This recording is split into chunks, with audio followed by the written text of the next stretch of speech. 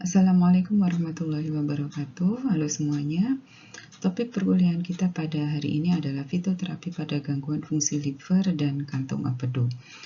Pada materi pada hari ini saya ambilkan dari 3 literatur. Yang pertama dari Natural Standard Herbal Pharmacotherapy, jadi untuk mengklasifikasikan tanaman obat yang untuk gangguan fungsi liver dan empedu. Kemudian yang kedua dari Principle and Practice of Phytotherapy, jadi untuk menentukan kombinasi tanaman obat apa saja yang tepat untuk pasien dengan misalnya kondisi sirosis atau dengan hepatitis B atau pasien dengan kantung empedu, tanamannya apa saja. Kemudian yang ketiga saya ambilkan juga dari FOHAI, Formularium Obat Herbal Asli Indonesia. Kemudian untuk pembahasannya saya bagi menjadi beberapa bab. Yang pertama saya jelaskan terlebih dahulu singkat saja terkait fungsi dari kantung empedu dan gangguan fisiologi apa saja yang bisa terjadi pada kantung empedu ataupun pada saluran empedu. Kemudian pemilihan tanaman obatnya ada apa saja. Kemudian baru kita akan masuk pada fungsi liver. Ya, dan gangguan pada liver itu bisa disebabkan oleh apa saja, mulai dari virus, kemudian drug induced hepatotoksik ataupun alkohol, kemudian tanaman obatnya. Di sini juga saya akan jelaskan beberapa data monografi dari tanaman obat tersebut. Nah, kemudian baru kita masuk pada aplikasi fitoterapi. Nah, pada aplikasi fitoterapi ini saya akan jelaskan terkait dengan regimen tanaman obatnya apa saja untuk misalnya hepatitis B atau untuk gangguan saluran empedu atau untuk batu empedu. Kemudian yang terakhir ada beberapa contoh case study. Kita masuk pada yang pertama, jadi liver dengan kantung empedu itu merupakan satu bagian yang tidak bisa terpisahkan ya. Jadi liver itu merupakan organ kedua terbesar di dalam tubuh manusia. Kemudian hampir 1,5 liter darah itu dialirkan ke dalam liver setiap menitnya. Nah, di sini kita akan masuk dulu pada empedu ya. Apa sih empedu itu? Kemudian tersusun atas apa saja ya. Jadi di dalam kantung empedu itu terdapat asam empedu atau bile acid, kemudian ada bile pigment atau pigmen empedu dan beberapa komponen yang lainnya. Cairan empedu sendiri ini larut di dalam pelarut yang bersifat basah ya. Kemudian berapa banyak disekresikan per harinya? Hampir 500 mili. Kemudian sekresi cairan empedu itu paling banyak terjadi ketika kita mengkonsumsi makanan. Ya, kenapa ketika mengkonsumsi makanan cairan empedu itu banyak? Karena cairan empedu itu berfungsi untuk membantu proses metabolisme makanan. Kemudian beberapa komponen di cairan empedu ini juga mengalami siklus enterohepatik ya. Jadi di dalam setelah dia disekresikan ke dalam usus halus dan usus besar, kemudian akan direabsorpsi lagi masuk ke liver. Nah, bentuk terkonjugasi ya dari bile pigment atau pigmen empedu itu adalah bilirubin dan biliverdin. Jadi dalam cairan empedu, saya ulangi ya, dalam cairan empedu itu ada bile acid atau asam empedu, ada bile pigment dan komponen yang lainnya. Nah, bile pigment itu tersusun atas bilirubin dan biliverdin. Nah, kalau bile acid itu tersusun atas apa saja ya? Ada beberapa jenis bile acid ya. Yang pertama adalah primary bile acid, secondary bile acid, dan tertiary bile acid atau asam empedu ya. Yang termasuk pada asam empedu primer ya.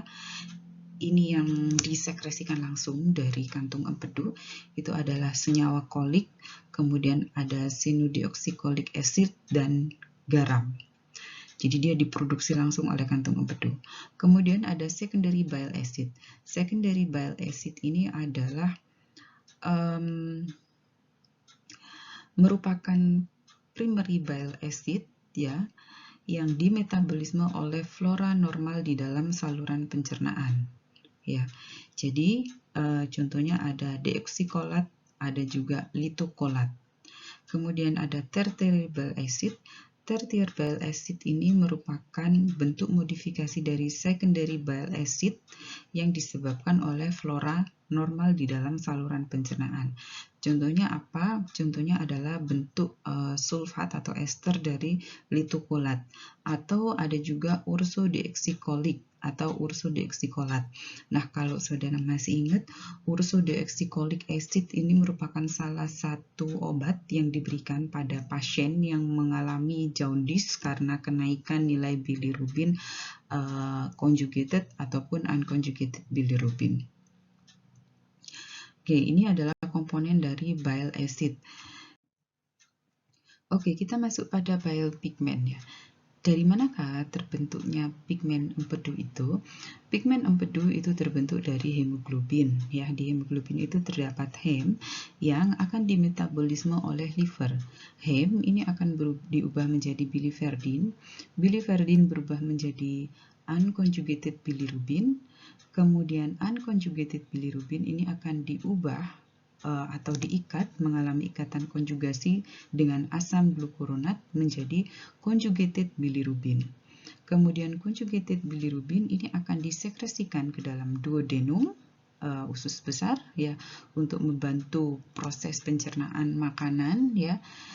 Kemudian sebagian diekskresikan langsung ke feses, kemudian sebagian oleh flora normal diubah menjadi urobilinogen dan akan mengalami siklus enterohepatik, direabsorpsi lagi oleh sel-sel hepatosit di liver.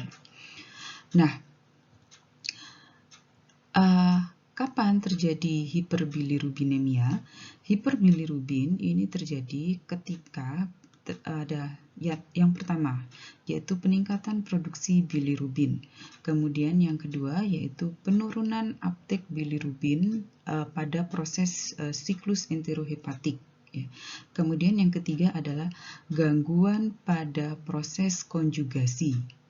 Jadi, ketika sel-sel hepatosit ini mengalami kerusakan, misalnya pada pasien dengan hepatitis B kronis atau pada pasien dengan sirosis, ya, maka kan sel-sel hepatositnya sudah membentuk fibrosis sehingga mereka tidak bisa mensekresikan lagi enzim, sudah tidak bisa mensekresikan lagi asam glukuronat. Nah, pada tahapan seperti itu, apa yang terjadi? Yang pertama adalah proses enterohepatik di sini akan terganggu ya, sehingga yang seharusnya urobilinogen itu direabsorpsi lagi maka tidak bisa direabsorpsi. Kemudian yang kedua, unconjugated bilirubin ini tidak bisa diikat oleh asam glukuronat karena nggak ada asam glukuronatnya ya, sehingga conjugated bilirubinnya ini pasti akan naik tinggi sekali ya. Kemudian hiperbilirubinemia itu juga bisa terjadi jika terdapat gangguan sekresi dari conjugated bilirubin.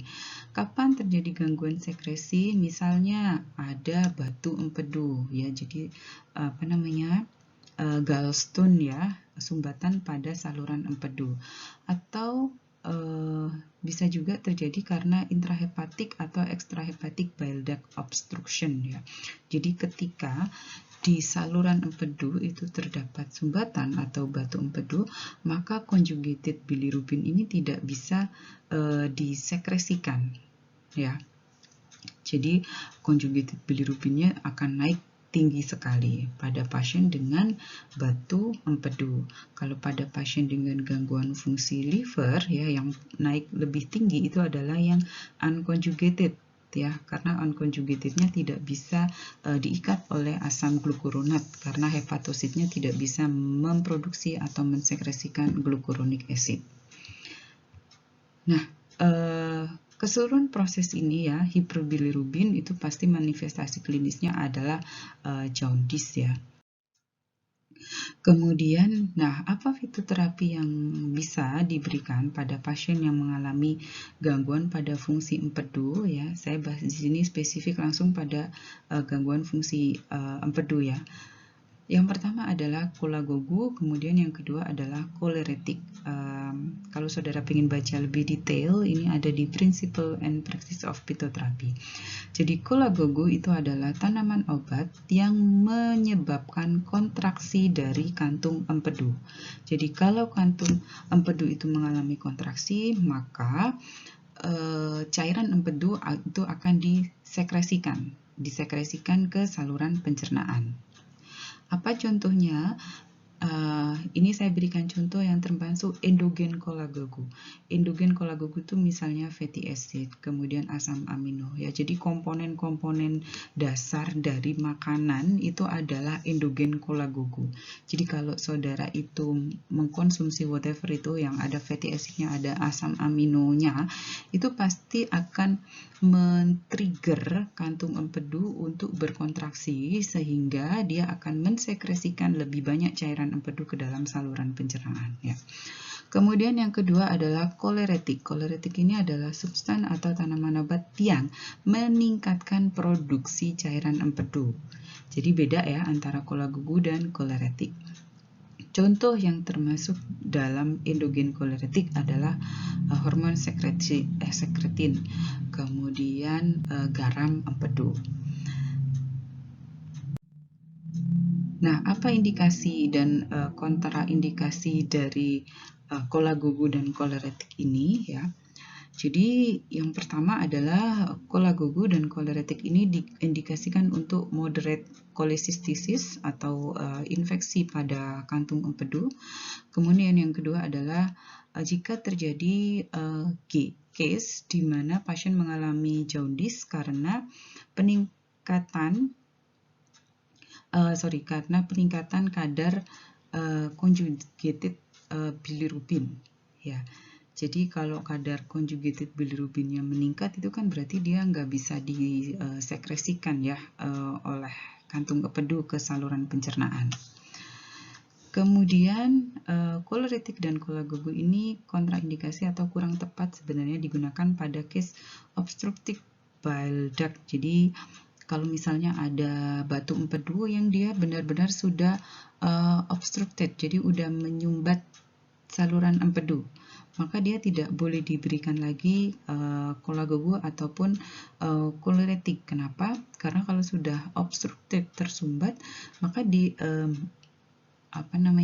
pemberian kolagogu atau koleretik itu akan memperburuk gejala yang dialami oleh pasien ya. Jadi nyeri perutnya akan semakin bertambah parah ya, karena kantung empedunya berkontraksi tapi dia tidak bisa mengeluarkan conjugated bilirubinnya karena saluran empedunya sudah buntu. Tapi kalau misalnya batu empedunya itu belum sampai menyumbat saluran empedu, maka pada beberapa case bisa diberikan kolagogu dan koleretik ya. Kemudian dia juga kontraindikasi untuk pasien yang mengalami kenaikan unconjugated bilirubin ya. Unconjugated bilirubin naik ini biasanya pada pasien dengan sirosis hepatik ya atau chronic hepatitis B, kemudian akut atau severe hepatocellular disease ya, di sini termasuk kontraindikasi pada pasien dengan hepatic cancer.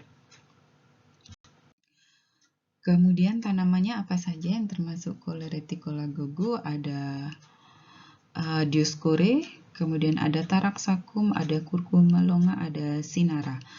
Yang akan saya bahas nanti adalah Taraxacum, kemudian ada Curcuma longa atau Curcuma domestica.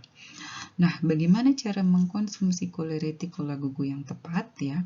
Jadi koleretik dan kolagogu itu sebaiknya digunakan sesaat sebelum makan, at least 30 menit sebelum makan.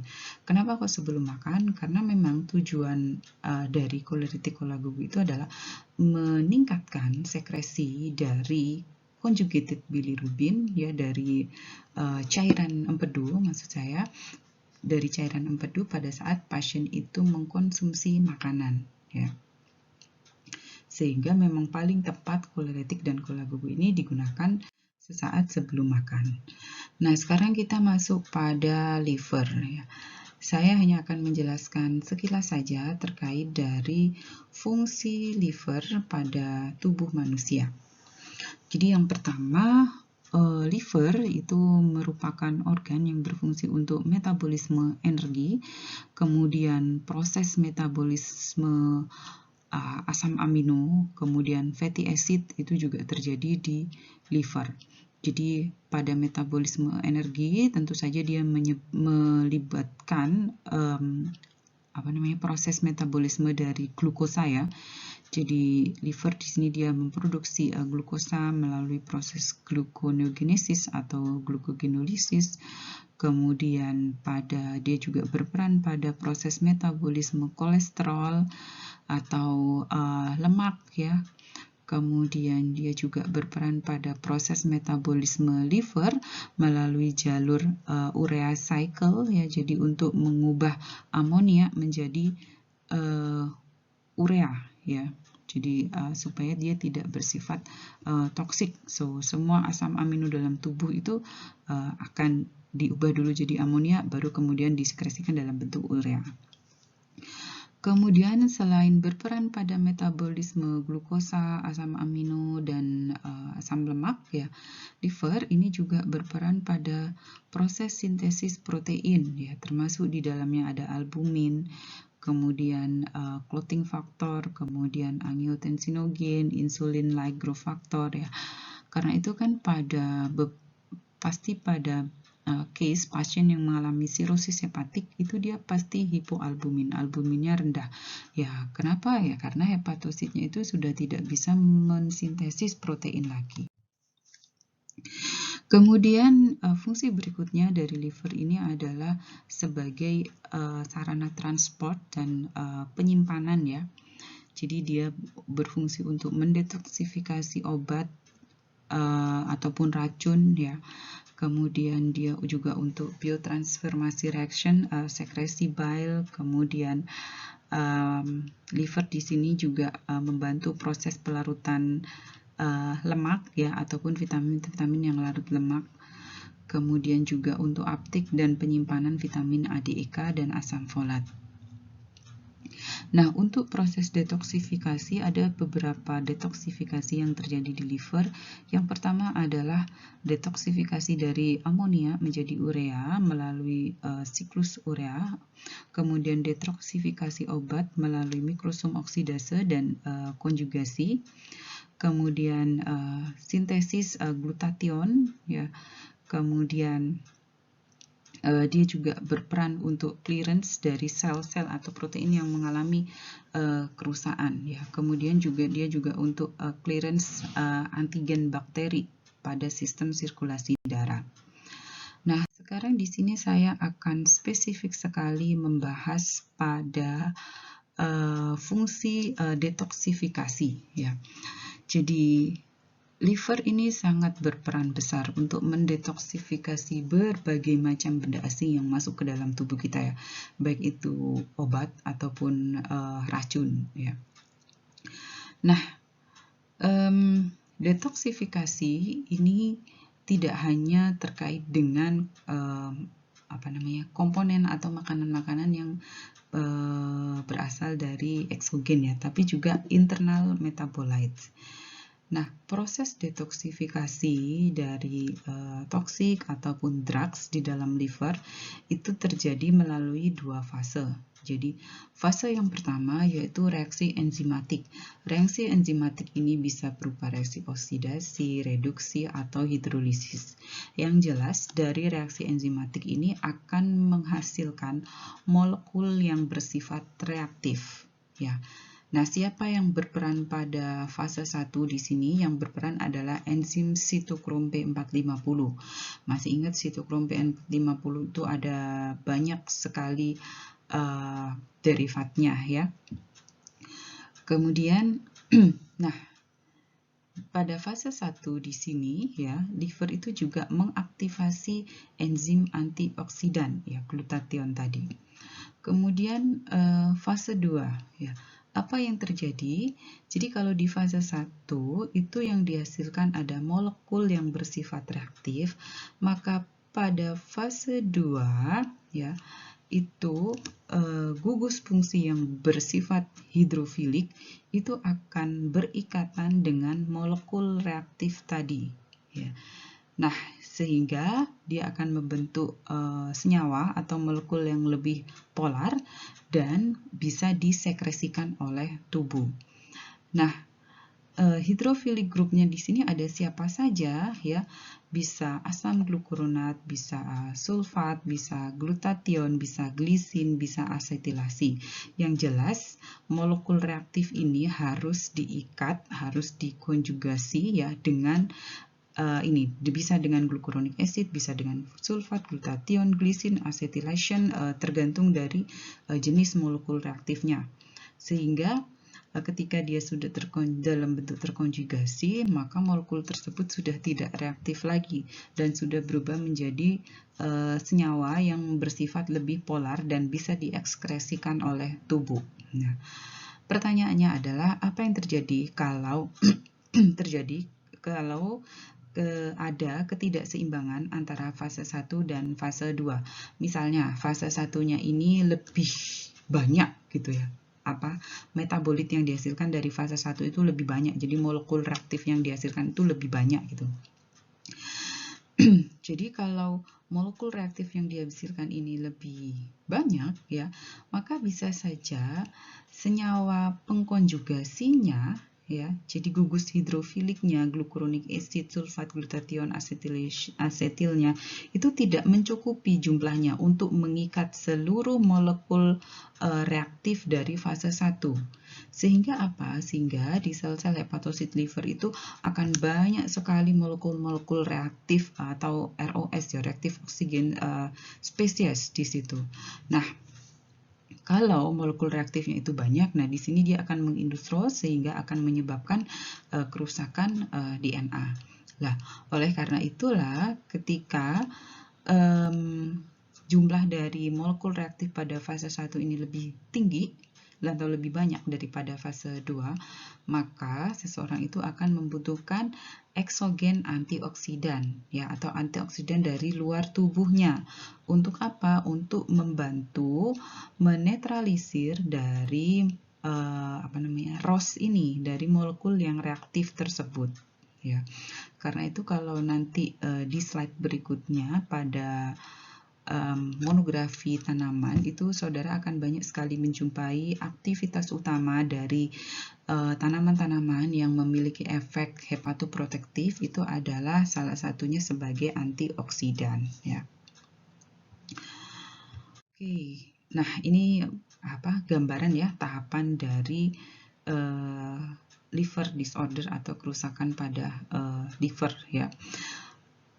Fatty liver ini biasanya tidak tampak ya, jadi pada orang-orang atau pada pasien yang dia obesitas yaitu terutama pasti fatty livernya banyak. Kemudian kita masuk pada liver disorder ya. Ini adalah pemetaan ya penyebab dari gangguan pada fungsi liver ya. Kalau saudara kita lihat di sini ya, paling besar liver disorder itu diindus atau disebabkan oleh penyalahgunaan alkohol ya. Kemudian berikutnya disusul oleh virus hepatitis B, kemudian hepatitis ada autoimun, kemudian ada drug induced hepatotoxic anti TB ya. Kemudian ada autoimun hepatitis. Nah, kita masuk pada types of liver disorder. Yang pertama adalah hepatitis ya. Hepatitis ini ada 3 macam ya yang sering sekali atau umum dikenal, ada hepatitis A, B, dan C. Yang biasanya dia itu bisa berubah menjadi kronis dan baru diketahui ketika muncul sirosis itu adalah hepatitis B ya. Hepatitis A ini bisa penyakitnya atau virusnya itu dia bisa sembuh melalui pengaktifasian dari sistem imun tubuh pada manusia. Kemudian, nah ini hepatitis B ya. pada beberapa orang ini hepatitis B ini bisa berubah menjadi kondisi yang kronis yang dia bisa menyebabkan sirosis atau kanker pada liver. Kemudian selain disebabkan oleh virus, gangguan fungsi liver juga bisa diindus oleh drugs atau obat. Ada beberapa jenis obat ya yang sangat terkenal merupakan drug induced hepatotoxic, yaitu anti-TB ya. Kemudian ada beberapa golongan anestetik, antibiotik ya, kemudian paracetamol pada dosis tinggi ya. Kemudian ada juga tanaman obat yang dia bisa menyebabkan drug induced hepatotoxic. Ada Pipermethysticum atau Kava-Kava, kemudian ada Symphytium officinale atau Comfrey. Symphytium officinale ini merupakan salah satu tanaman obat tradisional di Indonesia ya, dan biasanya dipakai untuk mengatasi gangguan pada saluran pencernaan, saluran pernafasan. Kemudian bisa juga untuk mempercepat proses penyembuhan luka gitu. Cuman memang semenjak diketahui kalau dia bisa mengindus hepatotoksik, penggunaan Comfrey atau Symphytium officinale ini mulai dibatasi ya. Dan setelah dilakukan penelitian, memang di dalam Symphytium officinale ini terdapat senyawa alkaloid pyrrolizidin ya, yang dia bersifat hepatotoksik. Kemudian ada Visum album atau mistletoe, ini biasanya untuk case kanker ya. Kemudian alkohol, acetaminophen atau paracetamol. Nah, kita masuk pada hepatoprotektif. Apa sih hepatoprotektif itu ya? Jadi hepatoprotektif itu adalah tanaman obat ya yang bisa membantu mengurangi kerusakan pada liver yang disebabkan oleh suatu penyakit atau stresor ya, sehingga dia bisa mencegah progresivitas dari kerusakan liver tersebut.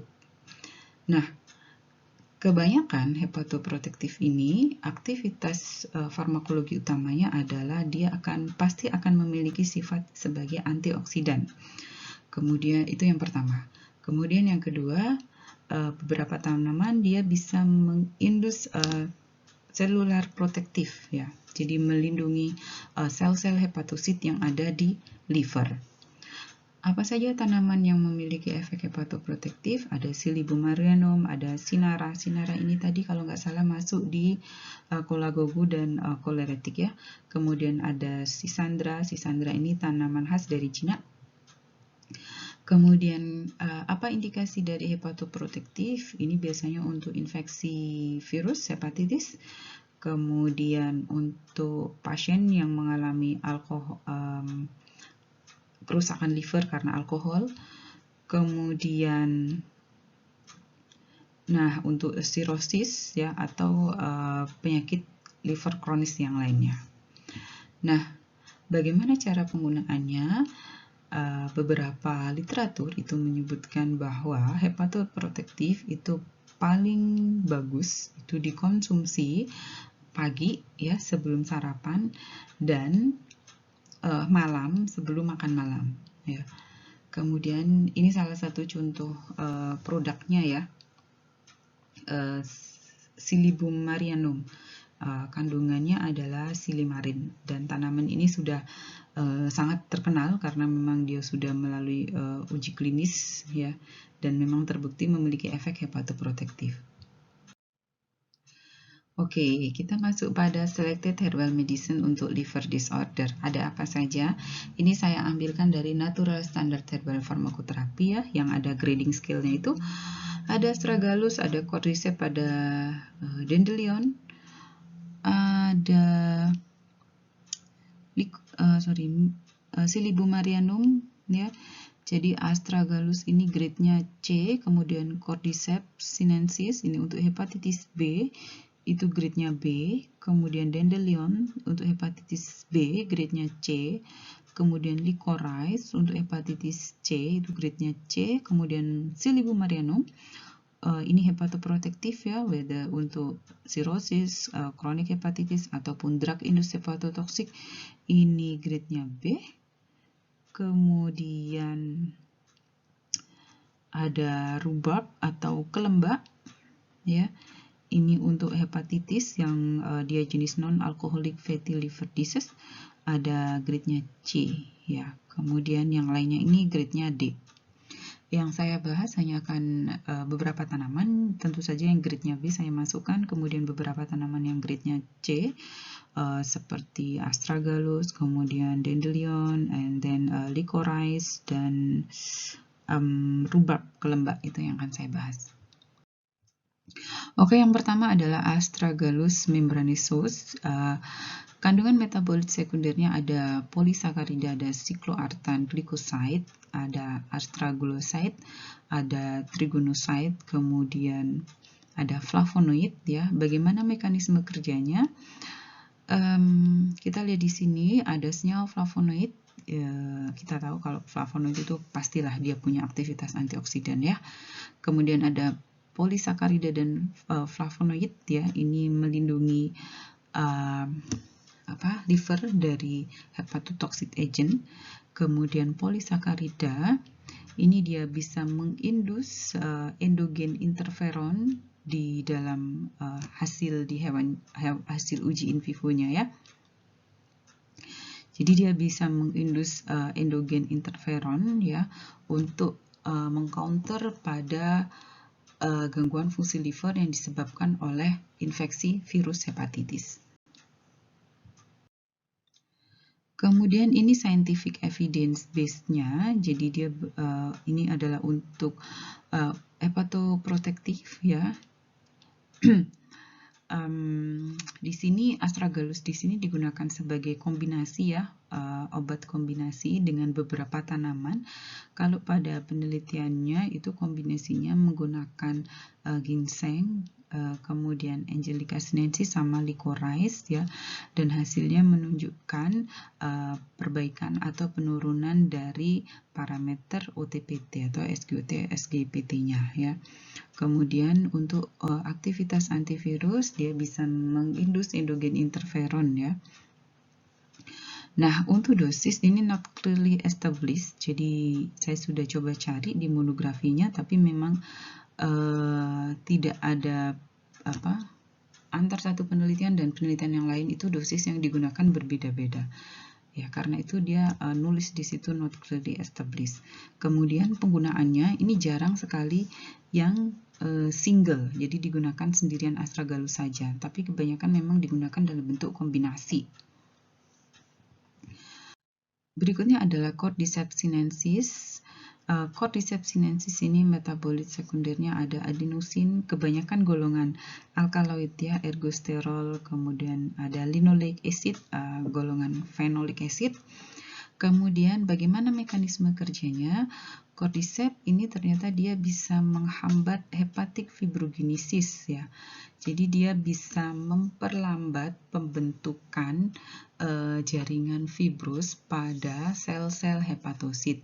Kita tahu bahwa salah satu tahapan pada sirosis itu adalah terjadi pembentukan jaringan fibrus di sel-sel hepatosit, sehingga kalau hepatositnya itu sudah menjadi jaringan fibrus ya otomatis dia tidak bisa melakukan fungsinya, dia tidak bisa metabolisme asam amino, kemudian fatty acid, dia tidak bisa mendetoksifikasi racun ataupun obat dan seterusnya. Nah, bagaimana ceritanya kok dia bisa memperlambat proses fibrogenesis ya? Nah, ternyata Cordyceps sinensis ini mampu menghambat TGF beta. Jadi kalau TGF beta itu dihambat akan terjadi down regulation dari platelet derived growth factor atau PDGF. Kalau PDGF-nya ini mengalami down regulation, maka pembentukan dari prokolagen 1 dan kedua itu akan turun. Jadi prokolagen 1, 2 ini yang berperan pada proses pembentukan jaringan fibrus di sel-sel hepatosit. Kemudian scientific evidence base-nya, ini penelitiannya ini diberikan pada pasien dengan hepatitis B, ini di TCM ya, di klinik TCM. dan hasilnya menunjukkan bahwa Cordyceps sinensis ini bisa memperbaiki serum gamma globulin level di pasien hepatitis B. Kemudian ketika diberikan pada pasien dengan liver disease, hepatic cirrhosis ya, dia bisa meningkatkan kemampuan sel-sel liver ya, kemudian meningkatkan fungsi sel-sel hepatosit pada pembentukan sistem imun. Berikutnya ada licorice. Licorice ini tadi grade-nya C ya. Licorice atau Glycyrrhiza glabra ya. Saudara masih ingat kemarin di fitoterapi pada gangguan fungsi pernafasan ya, itu ketemu juga dengan licorice. Nanti di gangguan fungsi pencernaan kayaknya juga ketemu dengan licorice. Markernya adalah glycyrrhizin. Kemudian mekanisme kerjanya adalah dia memiliki efek sebagai antiinflamasi. Kemudian glycyrrhizin itu mampu meningkatkan produksi interferon. Kemudian sehingga di sini glycyrrhizin itu dia menunjukkan efek antivirus terhadap hepatitis A. Kemudian scientific evidence base-nya di sini penelitiannya adalah pasiennya diberikan suatu produk yang mengandung 0,2% glycyrrhizin dan terjadi perbaikan dari parameter OTPT pasien. Kemudian ketika obat ini atau produk ini dihentikan pada pasien tersebut, nilai OTPT-nya itu naik lagi dari yang tadinya sudah turun. Kemudian penggunaan jangka panjang pada kronik hepatitis C ini dia bisa secara signifikan menurunkan progresivitas dari pembentukan karsinoma hepatoseluler. Kemudian dosis yang digunakan ini pada penelitian yang diberikan itu dalam bentuk glycyrrhizinnya ya, bukan ekstrak Glycyrrhiza glabranya, antara 80 sampai 240, dan di sini pasiennya menunjukkan perbaikan nilai dari serum transaminase. Kemudian yang paling penting adalah adverse effect atau efek samping ya. Karena senyawa glycyrrhizin itu memiliki aldosteron effect ya, karena strukturnya hampir sama ya dengan mineralokortikoid, sehingga pada pemakaian jangka panjang licorice ini memang dia bisa mengganggu keseimbangan dari elektrolit di dalam tubuh ya. Jadi pasiennya bisa mengalami hipokalemi, hipernatremi, dan jangka panjang licorice ini bisa mengindus atau meningkatkan tekanan darah pada pasien ya. Oke, berikutnya adalah Silybum marianum. Ya. Senyawa aktif utama pada Silybum marianum ini adalah silimarin. Jadi silimarin itu bukan senyawa tunggal ya. Jadi ketika saya sebut silimarin itu berarti di dalamnya ada 3 isomer flavonolignan, yaitu siliandin, silikristin, dan silibirin ya. Jadi silimarin itu isinya itu 3 tadi, siliandin, silikristin, dan silibinin. Kemudian standarnya itu Silybum marianum ini mengandung sekitar 70% silimarin. Cukup tinggi sekali, karena itu pada beberapa produk ya yang digunakan itu bukan lagi crude ekstrak, tapi merupakan langsung silimarinnya ya. Dan silimarin ini nggak bisa dipisahin ya, karena mereka dalam bentuk isomer yang memang sulit sekali untuk dipisahkan atau diisolasi sendiri-sendiri gitu ya. Kemudian bagaimana mekanisme kerjanya ya? Senyawa flavonolignan pada Silybum marianum ini menunjukkan efek antioksidan.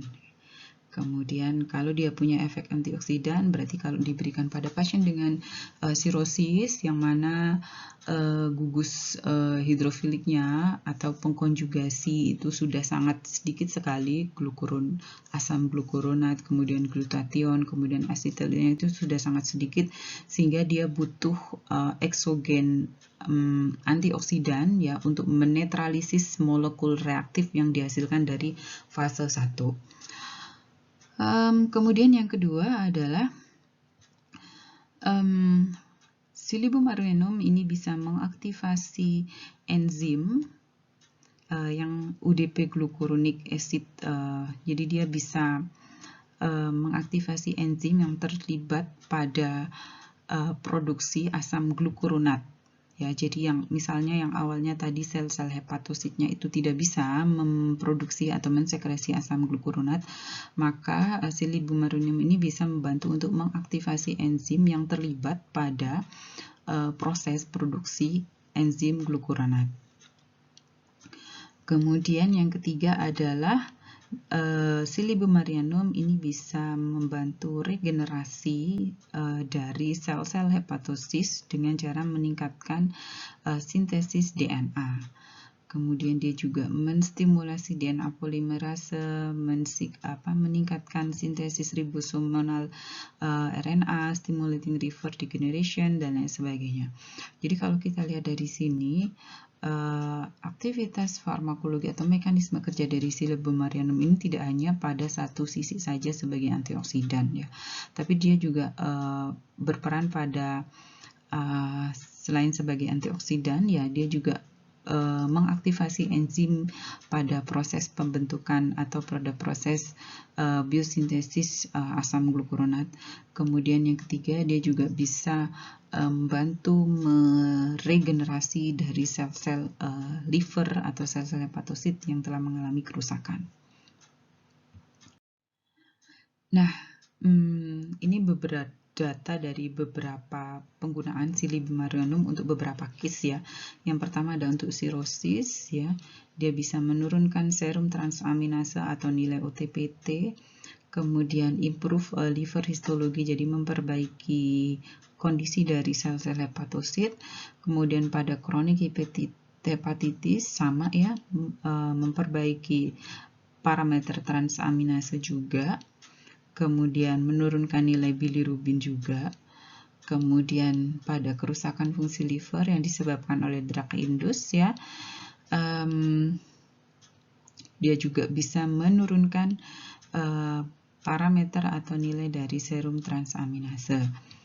Jadi memang salah satu cara untuk mengidentifikasi apakah terjadi gangguan atau kerusakan pada fungsi liver itu adalah yang paling sering dilakukan adalah dengan melihat atau mengukur nilai SGOT dan SGPT-nya. Kemudian produknya yang sering dipakai untuk uji klinis yaitu standardized Silybum arulenum yang mengandung 70-80% silimarin. Kemudian untuk sirosis ini dosisnya 280-40 mg silimarin. Kemudian untuk akut viral hepatitis dosisnya adalah 420 mg silimarin. In 3 divided dose ya, jadi ini sehari segini. Kemudian untuk drug induced hepatotoxic ini sama seperti sirosis ya, 240 sampai 420 silimarin. Kemudian bagaimana proses farmakokinetiknya ya? Sebanyak 10% dari silibinin ya yang sudah masuk dalam rute peroral itu akan didispersikan di plasma. Kemudian kebanyakan silimarin ini akan terakumulasi di liver dan kantung empedu. Kemudian 80% itu diekskresikan melalui saluran empedu ya. Kemudian ketika silimarin ini diberikan itu bersamaan dengan lecitin itu bisa meningkatkan bioavailabilitasnya. Jadi memang silimarin ini kan senyawa flavonol lignan ya. Jadi gugus OH-nya ada banyak sekali. So, dia karakteristiknya memang lebih polar ya. Dan kelemahannya di situ adalah bioavailabilitasnya rendah. So, pada beberapa produk, untuk meningkatkan nilai bioavailabilitasnya, seringkali diformulasi dulu menjadi dalam bentuk fitosom atau liposom. Kemudian adverse effect-nya ada mild gastrointestinal symptom ya, mual, kemudian heartburn, dyspepsia. Kemudian, apakah dia aman digunakan jangka panjang? Dari hasil uji klinisnya, dia bisa digunakan sampai jangka panjang ya. Ini kalau di uji klinisnya itu sampai sekitar 6 tahun. Kemudian beberapa interaksi, jadi dia bisa meningkatkan kadar di dalam plasma dari obat-obatan yang dimetabolisme oleh enzim sitokrom P450. Salah satunya adalah hormon estrogen ya. Oke, berikutnya adalah Rheum palmatum. Ini tadi grade-nya C. Kemudian mekanisme kerjanya, dia berfungsi sebagai antioksidan. Kemudian scientific evidence base-nya ini digunakan pada pasien dengan hepatitis. Dia bisa menurunkan gejala dan menurunkan serum transaminase. Kemudian pada non-alcoholic fatty liver disease, dia bisa menurunkan nilai OTPT juga. Kemudian produknya ini dia standarisasi dari produknya ini dia mengandung tidak kurang dari 2,2% hidroksiantrasen derivat yang dihitung sebagai RAIN. Kemudian atau kalau di Principle and Practice of Phytotherapy itu dituliskan juga dalam bentuk dekok ya, dekokta 50 gram dalam 200 ml air. Kemudian ada Taraxacum officinale atau dandelion ya. Metabolit sekundernya kebanyakan adalah golongan terpenoid, kemudian ada golongan fenol juga. Kemudian dosis yang digunakan, ini kalau dosisnya dalam bentuk dekokta, kemudian dalam bentuk fluid ekstrak atau ekstrak cair, kemudian dalam bentuk tinctur, ini adalah dosis khas sekali yang tertulis di e-book Principle and Practice of Phytotherapy. Kalau kita cari monografinya dari Natural Standard Herbal Pharmacotherapy, itu dosisnya biasanya dalam bentuk produk jadi berapa miligram sehari gitu, kayak misalnya yang silimarin tadi. Kemudian aktivitas farmakologinya dari Taraxacum ini sebenarnya yang paling dominan aktivitas farmakologinya adalah sebagai koleretik kolagogo ya. Nah, kontraindikasinya ya, kalau dia koleretik kolagogo berarti tidak boleh diberikan pada pasien yang mengalami obstructive gallbladder. Jadi batu empedu yang sudah menyumbat saluran empedu. Kemudian ada Sinara scolimus. Ini juga sebenarnya untuk koleretik kolagogo ya. Jadi aktif metabolitnya adalah sesquiterpenlacton, ada sinaropikrin, ada derivat caffeic acid, dan ada flavonoid. Kemudian ini dosis yang digunakan 3-8 mili per hari. Kemudian, aktivitas farmakologinya sebagai koleretik ya, meningkatkan produksi dari cairan empedu. Kemudian dia juga memiliki efek sebagai diuretik. Nah, kemudian berikutnya adalah tanaman yang masuk dalam daftar monografi FOHAI atau Formularium Obat Bahan Alam Indonesia yang untuk case gangguan fungsi liver. Ada apa saja? Yang pertama ada kurkuma longa atau kunyit. Ini saya tidak perlu jelaskan lagi ya, metabolit sekundernya pasti saudara udah tahu, ada kurkuminoid, ada essential oil, dan lain sebagainya. Nah, kurkuma longa ini merupakan salah satu tanaman yang masuk dalam klasifikasi GRES atau Generally Recognized as Safe by FDA. Jadi ini adalah tanaman yang aman untuk dikonsumsi gitu ya. Dan clinical study-nya untuk safety ini yaitu jika dikonsumsi sebanyak 1.200 mg per hari kurkumin, kurkumin loh ya, bukan ekstraknya, sudah kurkumin dia ngitungnya. Selama 2 minggu itu tidak menyebabkan efek samping. Karena itulah kunyit ini masuk dalam GRAS-nya FDA. Kemudian tidak ada efek samping ketika diberikan sebanyak 800 mg atau 2,2 gram turmeric. Kalau turmeric ini baru simplicia atau ekstrak ya, selama 4 bulan ya. Kemudian bagaimana preclinical study-nya? Ini adalah data preclinical study-nya.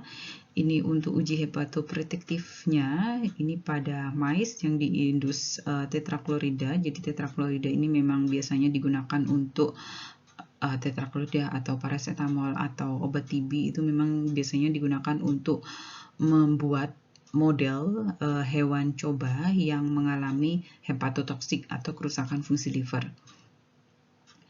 Nah, ini ujinya secara in vivo, kemudian diberikan 30 mg per hari kurkumin selama 10 hari, kemudian atau produk yang mengandung 5% dan 10% turmeric. Turmeric itu berarti ekstrak atau simplicia ya.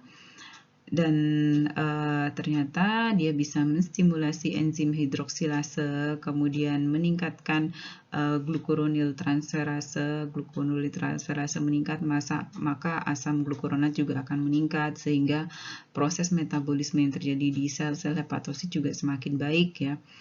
Kemudian turmeric berkonsentrasi 80% dan kurkumin 2 mikrogram, dia bisa menghambat mutagenik aktivitas. Kemudian kontraindikasinya adalah pada bile duct obstruction, pada acute kidney disease. Kemudian, nah bagaimana penggunaannya pada ibu hamil dan menyusui? Sebenarnya so far ya, selama ini tidak ada laporan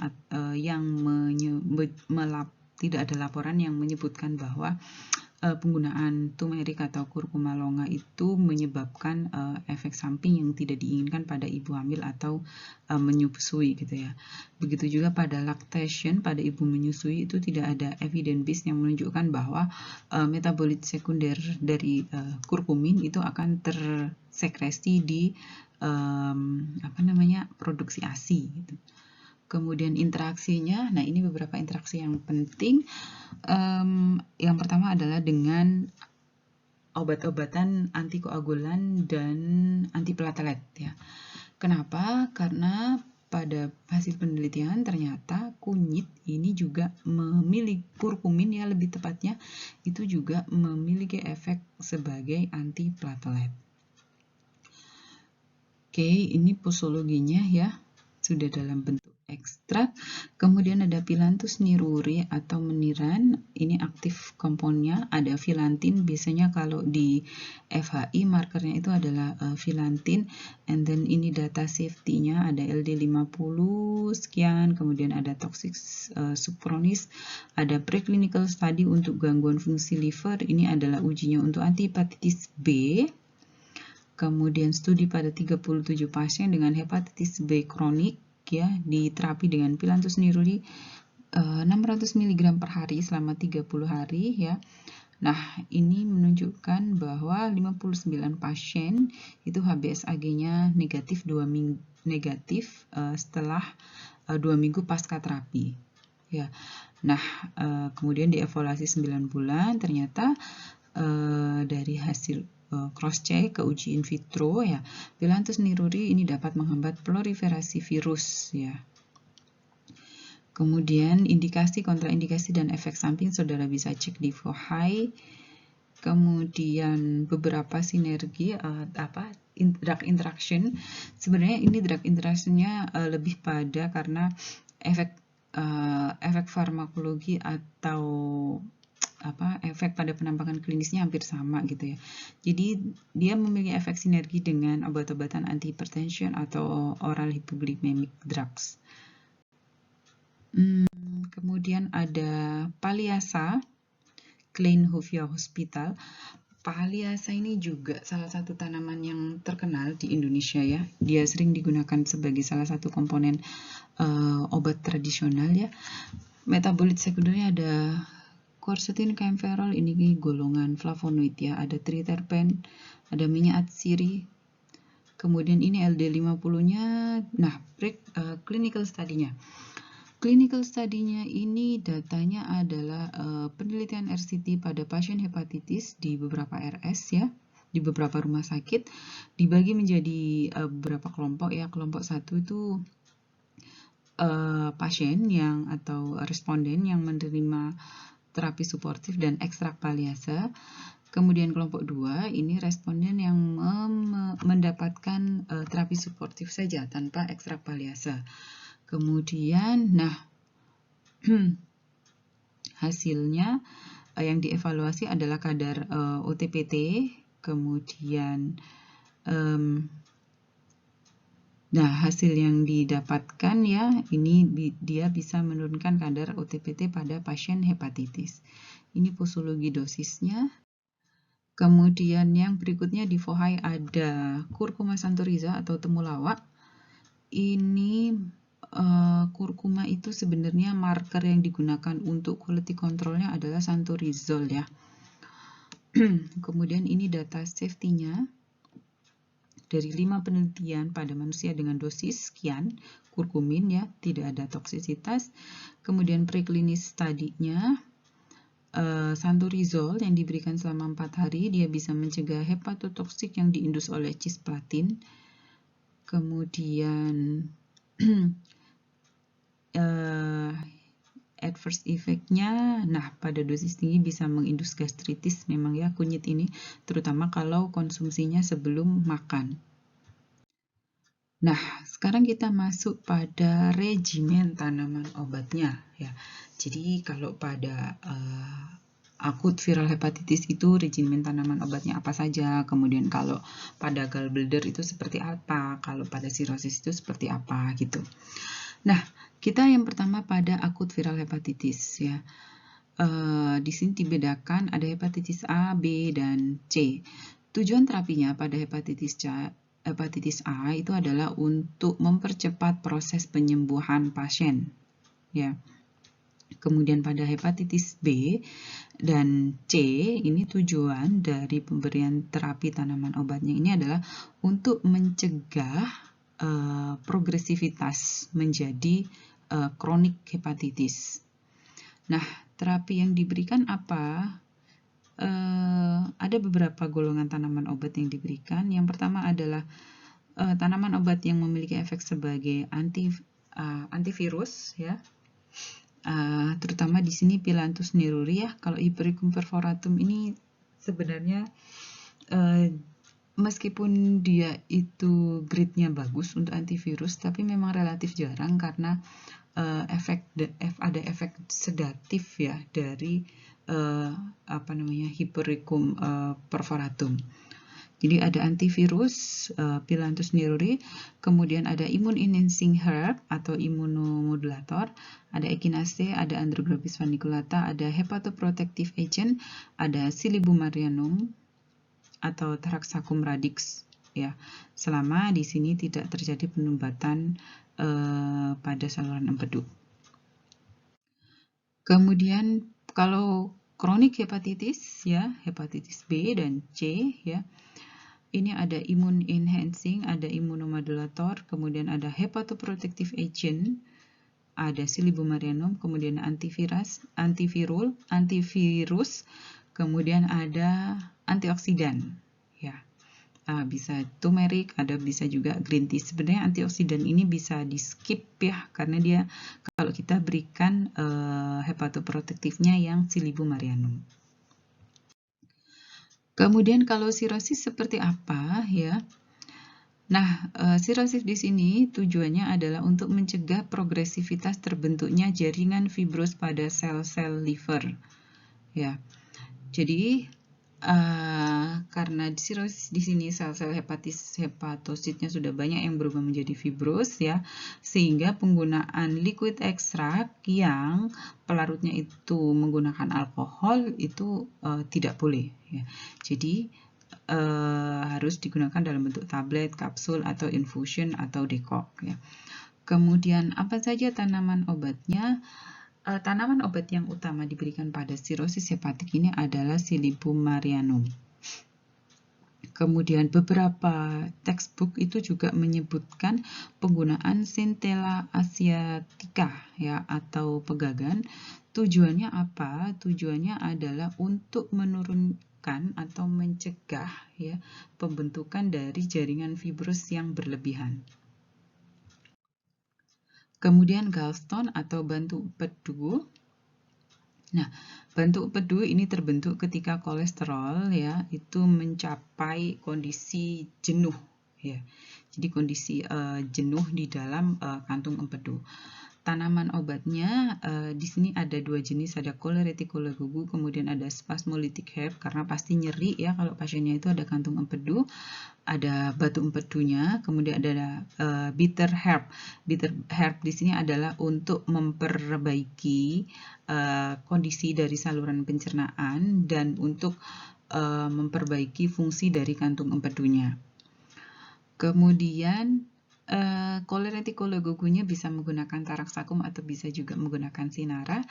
Kemudian, pada pasien dengan gallstone atau dengan batu empedu ini sangat harus dihindari mengkonsumsi atau menggunakan tanaman-tanaman yang kandungan saponin steroidnya itu tinggi.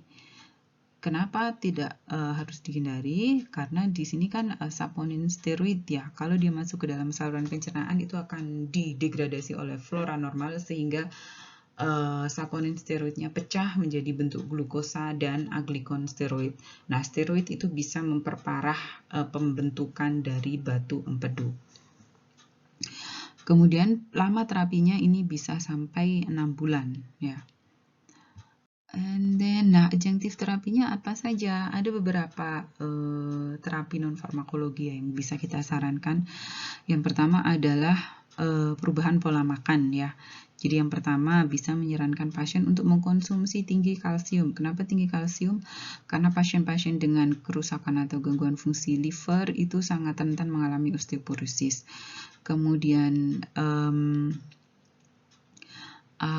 makanan atau vitamin yang larut lemak ya, itu penggunaannya harus dipantau karena kalau dia larut lemak otomatis dia sangat butuh cairan empedu untuk proses metabolismenya. Sementara itu kalau pada pasien dengan gangguan liver atau sirosis atau itu batu empedu, sekresi dari cairan empedunya terganggu. Kemudian diet makanannya ini harus diatur ya, terutama protein dan lemak.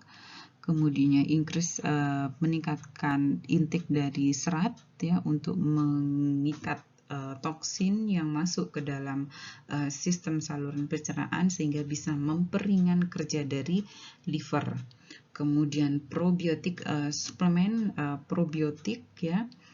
Suplemen probiotik ini apa fungsinya? Fungsinya itu adalah untuk membantu proses metabolisme makanan di dalam saluran pencernaan.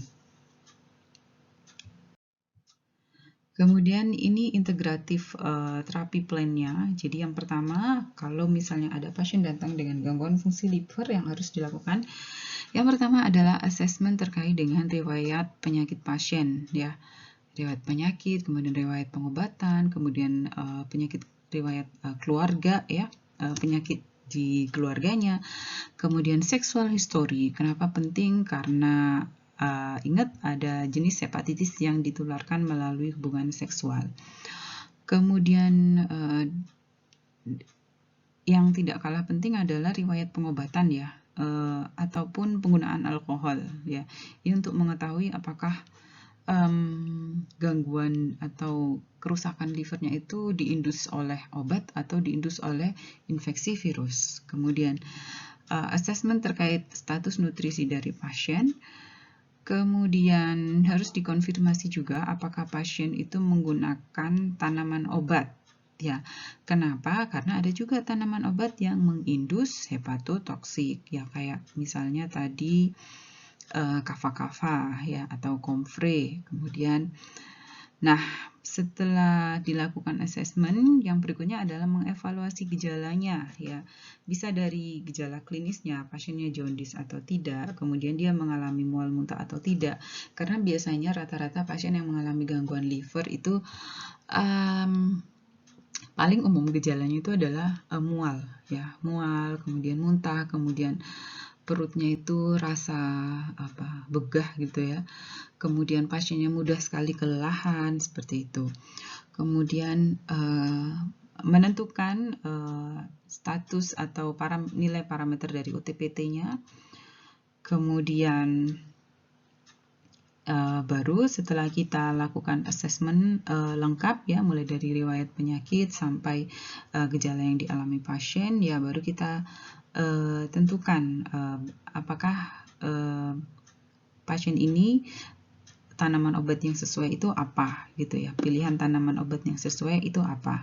Dan tentu saja juga nggak semua case liver disorder itu membutuhkan tanaman obat ya. Jadi kalau misalnya pada case-nya itu obstructive gallbladder, ya itu harus sudah masuk pada tindakan pembedahan ya, nggak bisa atau tidak cukup hanya dengan memberikan tanaman obat yang bisa meluruhkan atau membantu mendegradasi dari komponen batu empedunya, seperti itu. Nah, ada beberapa rekomendasi tanaman yang utama pada case gangguan fungsi liver ya. Yang pertama adalah Silybumarianum, kemudian kedua adalah Licorice, yang ketiga adalah Cordyceps ya. Silybumarianum ini sangat umum dan memang sering sekali digunakan pada pasien dengan gangguan fungsi liver, baik itu hepatitis ataupun sirosis ataupun drug induced hepatotoxic. Kemudian yang kedua adalah Licorice atau Glycyrrhiza glabra ya. Ini sering digunakan pada pasien dengan hepatitis. Tapi perlu diingat, Licorice ini tidak boleh digunakan pada pasien sirosis yang dia sudah asites. Kenapa? Masih ingat efek samping dari glycyrrhizin ini adalah gangguan elektrolit di dalam tubuh ya. Dia bisa menyebabkan hipokalemi, hipernatremi, sehingga kalau pasiennya itu mengalami sirosis, asites ya, terus kita kasih Licorice, maka itu akan semakin memperburuk kondisi asitesnya dan semakin memperburuk tekanan darah pasien ya. Kemudian Cordyceps ini terutama digunakan pada TCM ya, traditional Chinese medicine. Dia terutama digunakan pada case hepatitis B.